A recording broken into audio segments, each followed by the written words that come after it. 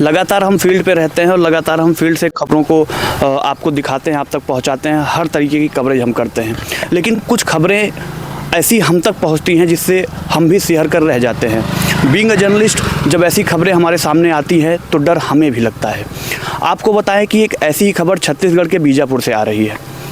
बीजापुर में एक स्थानीय पत्रकार मुकेश चंद्राकर जी की बेरहमी से हत्या कर दी गई और कत्ल उनका क्यों हुआ उसका कारण सिर्फ इतना था कि उन्होंने एक रोड की रिपोर्टिंग की थी, जिसके बाद जांच बैठ गई सुरेश चंद्राकर नाम के ठेकेदार के खिलाफ। और वहां के स्थानीय डीएम ने सुरेश चंद्राकर से कहा कि ये पूरी रोड उखाड़ दी जाएगी और तुमको फिर से रोड बनवाना पड़ेगा, जिसको लेकर के सुरेश चंद्राकर बहुत नाराज़ था मुकेश से और लगातार सुरेश चंद्राकर का भाई मुकेश से मिलने की बात कर रहा था। 1 तारीख को मुकेश ने कहा कि ठीक है मीटिंग करते हैं। मीटिंग करने के लिए 1 तारीख को जब वो वहाँ पहुँचे, उसके बाद से वो लापता थे और ये लापता होने की खबर पूरे छत्तीसगढ़ में बड़ी तेज़ी से फैली, जिसके बाद पुलिस एक्शन में आई, लगातार मुकेश को ढूंढ रही थी।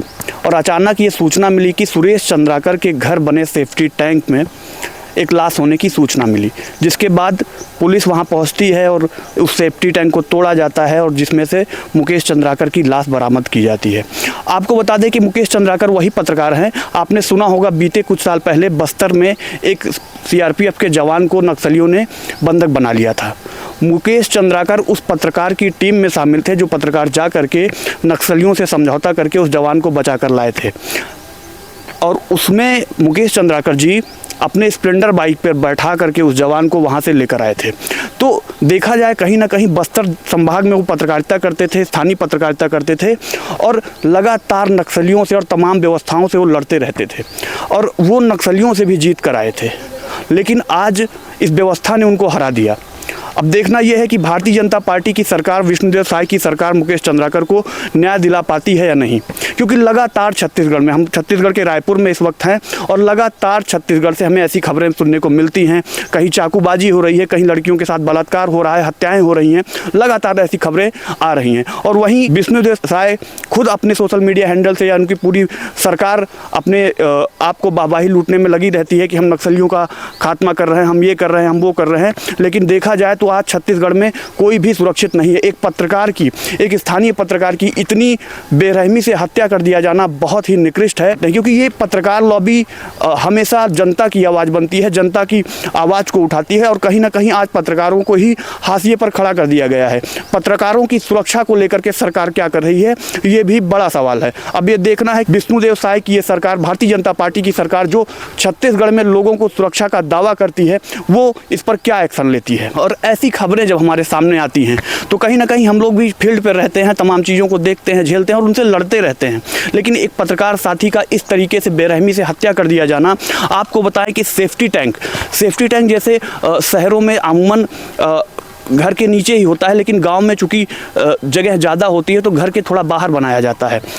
मुकेश चंद्राकर को सेफ्टी टैंक में मार करके धारदार हथियार से उनके सर पे हमला किया गया, जिससे उनकी मृत्यु हुई और मार करके सेफ्टी टैंक में चुनवा दिया गया। और जब वहाँ प्रशासन पहुँचता है, उस सेफ्टी टैंक को तोड़वाता है तो देखता है वो ताज़ा बना सेफ्टी टैंक है। और कल लगभग 6 या 7 बजे के आसपास उनकी लाश बरामद की जाती है, जिसके बाद उनकी लाश को पोस्टमार्टम के लिए भेज दिया जाता है और तमाम तरीके की बातें चलती हैं। और एक तरीके से देखा जाए, बीइंग अ जर्नलिस्ट, हम भी एक पत्रकार हैं और इस खबर को लेकर हमारे मन में भी बहुत आक्रोश है।